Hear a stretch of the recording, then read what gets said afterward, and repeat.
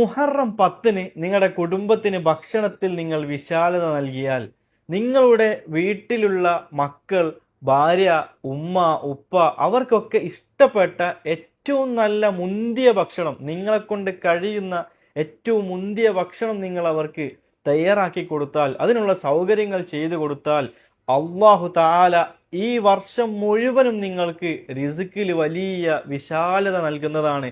നിങ്ങൾക്ക് ദാരിദ്ര്യം പിടിപെടുകയില്ല. നല്ല ഭക്ഷണം അല്ലാഹു തആല നിങ്ങൾക്ക് നൽകുന്നതാണ് എന്ന് മഹത്തുക്കളായ ഇമാമിയങ്ങൾ പഠിപ്പിക്കുന്നുണ്ട്.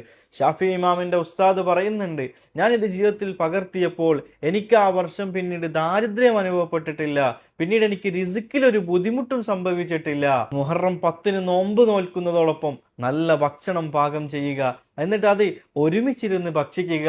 ഒരു മനുഷ്യൻ തന്റെ സമ്പത്ത് ചിലവഴിക്കുന്നതിൽ ഏറ്റവും കൂടുതൽ പ്രതിഫലം ലഭിക്കുന്നത് തന്റെ കുടുംബത്തിന് വേണ്ടി ചിലവഴിക്കുമ്പോഴാണ്. അള്ളാഹുവിന്റെ മാർഗത്തിൽ ഒരു അടിമയെ മോചിപ്പിക്കുന്നതിനേക്കാൾ, അള്ളാഹുവിന്റെ മാർഗത്തിൽ സമ്പത്ത് മുഴുവനും സ്വതക്ക ചെയ്യുന്നതിനേക്കാൾ അള്ളാഹു പ്രതിഫലം നൽകുന്നത് കുടുംബത്തിന് വേണ്ടി, അഹ്ലിന് വേണ്ടി ചിലവഴിക്കുന്ന സമ്പത്തിനാണെന്ന് നബി സല്ലല്ലാഹു അലൈഹി വസല്ലമ തങ്ങൾ പഠിപ്പിക്കുന്നുണ്ട്. അള്ളാഹു തആല നമ്മുടെ കുടുംബങ്ങളിലൊക്കെ നല്ല സന്തോഷവും റാഹത്തും നൽകും.